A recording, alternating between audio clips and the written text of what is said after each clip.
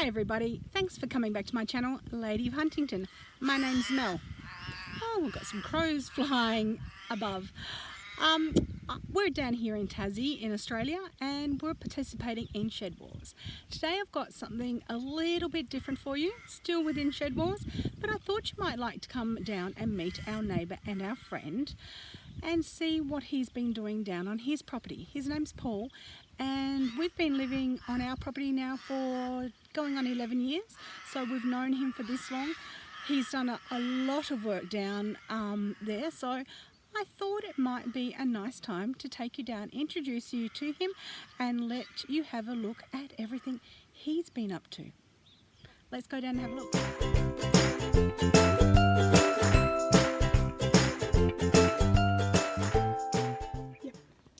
Hi, my name's Paul and I just want to show you my chook pen that I've built. I call it Fort Chook Mansion.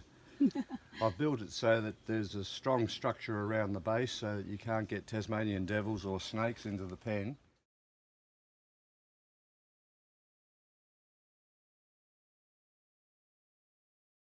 I put chicken wire over the whole enclosure, including the top, so that the birds can't get into some of the fruit trees I've got in there.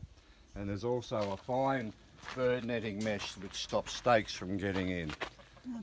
I've divided the whole area into 3 areas, so if I introduce new poultry in, they'll get to know each other through the wire first, and they have an inner area which keeps them away from the whole rest of the chook area.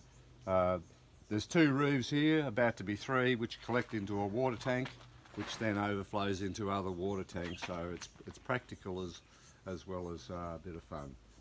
So yes. He's done a great job. We're going to check out all of his veggie garden and his fruit trees as well, so he's done a lot of work here. So we'll move on and have a look somewhere else. A labour of love. I don't know why you don't want to show them the dummy. It's a good idea having an outdoor dummy. I'm going to show him, Paul. Yeah. This is an outdoor dunny. I mean, you're out in the garden and you need to go. And the shed next door, they both collect water into the tank, which then again overflows into the main tanks. This tank here he's talking about. So what's this one, Paul? This is called the skeleton shed because it hasn't been clad yet. Ah. It's a garden shed. It's about to be clad. Wonderful. You're missing all the stuff on the other side. Oh, are we? We'll have to go back.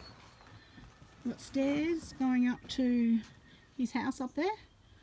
But anyway, we'll go around so Paul can tell you. I don't know. Okay, I'll back up. So here we have the vegetable enclosure, and at each end there's an enclosure for an apple tree.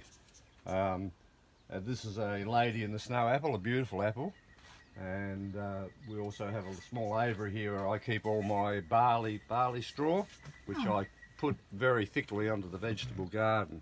Oh, that's a great idea. Yeah. And So just barley along straw. a little bit further, as you're coming forward, you'll see I've got an arched enclosure for my grapes. Oh, wow. Very productive grapes.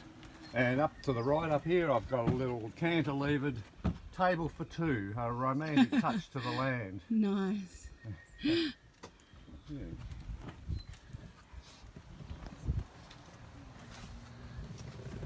What a great job he's done. Yeah, this is, I've just done the reticulation. I'm about to put the micro sprays in here so that I can just turn on a tap and I don't have to walk around watering. You'll see a lot of branches on the ground. That's me pruning trees lately. Down here he's been very busy. So do you have a compost that will go into Paul? Yes, I do. I have 3 compost bins in behind us here, and Oh, yes. they're at various stages of composting, Yep. keeping moist and putting animal manures in there. But I really can't state how much good barley straw is. It breaks down and creates beautiful soil. I'm gonna have to use some of that. The poor vegetable garden's a bit sparse at the moment because the soil's still being brought up to the standard it should be, and we've had a little lack of rain lately. Oh, okay. And lack of attendance due to doing other projects. The weather down here in Tassie's been atrocious. One day we have it hot, the next day we have it cold, and we're all in the middle of summer, as we know. And this dries out quickly too. It's sandy soil. So what's your favourite thing to grow, Paul? My favourite thing would be probably fruit trees, and we'll have a look at the structure in a minute. Okay, sounds great. Yeah, but in the vegetable garden, I suppose radishes, corn, garlic, there's silver beet, potatoes. Potatoes grow the best here. Yep. In the soil. So you manage to mainly eat what you grow? Yes. You don't have to go to the supermarket and buy a lot of things? No, yes, I can eat. I grow broad beans and spring onions I grow there.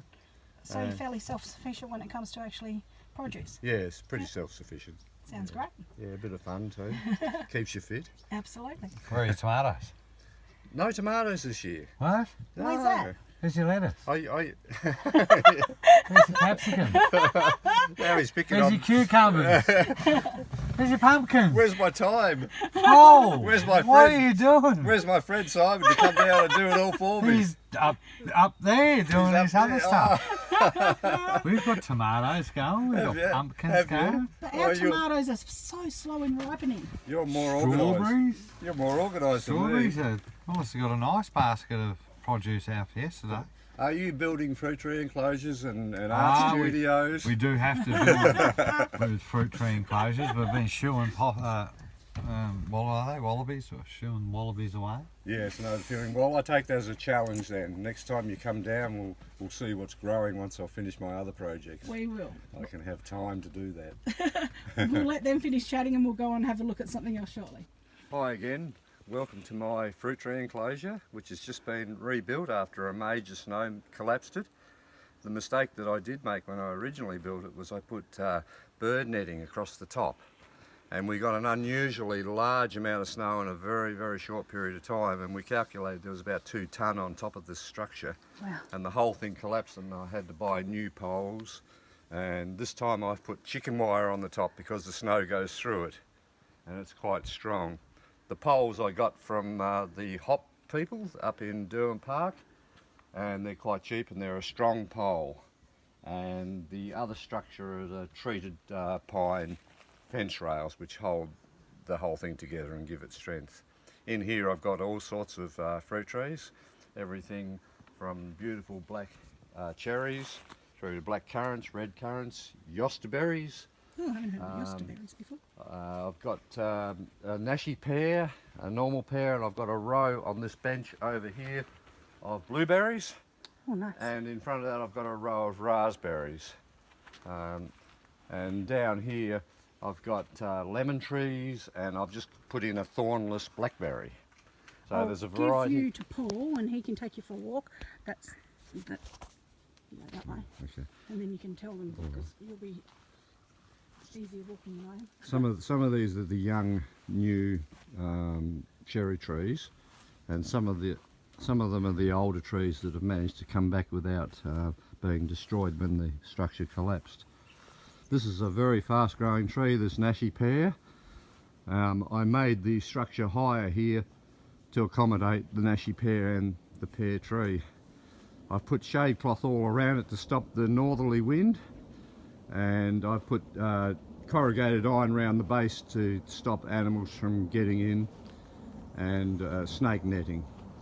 I have a youngberry up at the very end up here where Simon's sitting, and you can see the blueberries here on the blueberry bench. Oh, There's- the blueberries. There's a bed of pine needles there because they love an acid environment.